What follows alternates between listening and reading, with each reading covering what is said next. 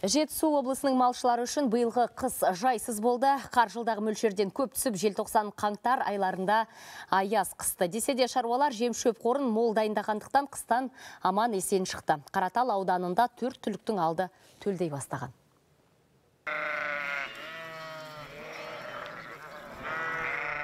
Қараталдық Азиз Байрамов шаруашылығында түйеден басқа түліктің бәрін өсіріп көбейтіп келеді. 150 бастай ақбас сиыр, 1000-ға жуық қой ешкі және 400-ден астам жылқысын биыл қыстан аман есен алып шықты. Құмдауыт жер болғандықтан бұл жерде қар аз, сондықтан шаруа малын ертерек жайылымға шығара бастады. Ал ұсақ малын тәжірибе ретінде ертерек ұрықтандырып, желтоқсанда алғашқы төлін алды. Декабрда туылдым где-то 66 бас. Қозыларын алдым, жақсы қозылар. Кейін бір 10 күн болды. Мана бір партия, екінші партияны көрдіз.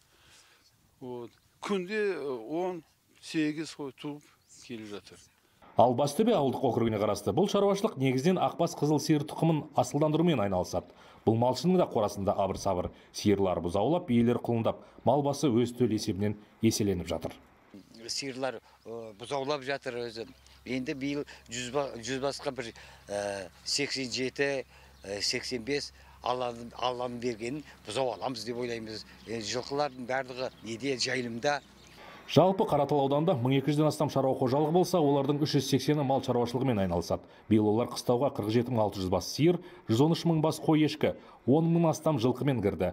Басына-бас төл алуға толық негіз бар дейді жергілікті атқарушы билік. Былтыр күзде толық жем-шөп қорын дайындаған, жылдан жылға орай құбылмалы болғанына қарай, шаруашылықтар да жылдан жылға өздерінің жем-шөп қорын дайындауға ұмтылысы жоғары болып отыр. Мал басынан шығын жоқ.